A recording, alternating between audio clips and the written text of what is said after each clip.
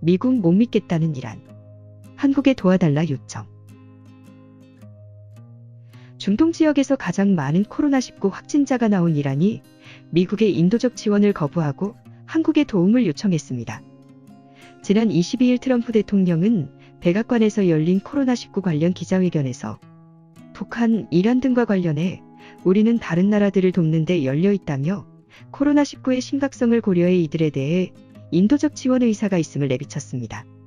하지만 이에 대해 이란의 하산 로하니 대통령은 코로나19로 위기에 처한 이란을 돕겠다는 미국의 제안은 또 다른 음모일 뿐이라고 말했습니다. 또 최고 지도자인 아야톨라 알리 하메네이 역시 바이러스를 미국이 만들었을 수 있다는 음모론까지 제기하며 미국에게서 도움을 받지는 않겠다고 강조했습니다. 하지만 이렇게 강한 반감 표시와 함께 미국의 도움을 거부한 이란이 최근 한국에 도움을 요청한 것으로 알려졌습니다. 하산 로하니 이란 대통령은 최근 문재인 대통령에게 친서를 보내 진단키트와 마스크 등 방역용품을 지원해달라고 한 것으로 전해졌습니다. 이란 보건부에 따르면 24일 기준 이란의 코로나19 확진자는 24,811명으로 증가했으며 사망자 역시 1,934명에 달합니다. 이렇게 심각한 상황에서도 이란 정부는 미국의 도움은 거절하고 한국의 도움을 요청한 것입니다. 특히 최근 한국군의 호르무즈 해협 파병 결정 뒤 양국 관계가 소원해진 상황에서 로하니 대통령이 문재인 대통령에게 직접 친서를 보내 도움을 요청한 것은 이례적이라는 분석입니다. 그렇기에 현 상황에서 한국이 의도치 않게 미국과 이란의 중재자 역할을 하게 될 수도 있다는 의견도 나오고 있습니다.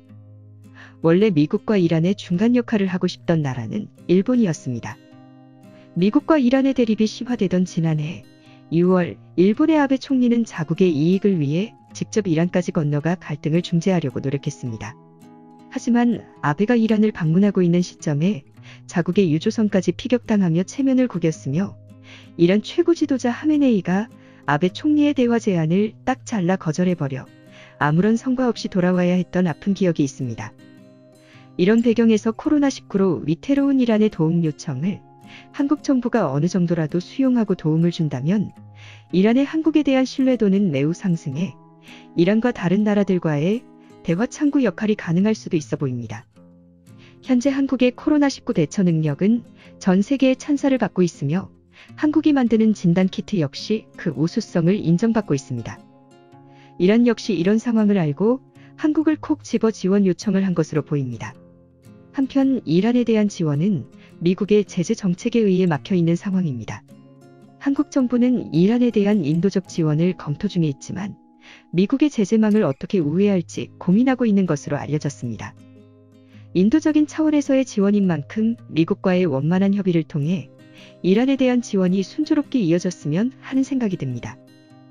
전 세계가 코로나19로 힘든 요즘 한국 정부의 훌륭한 대처로 국격이 높아져 가고 있는 것이 날마다 피부로 느껴지는 것 같습니다. 위기를 기회로 바꾸는 한국과 한국민들의 저력이 자랑스럽습니다.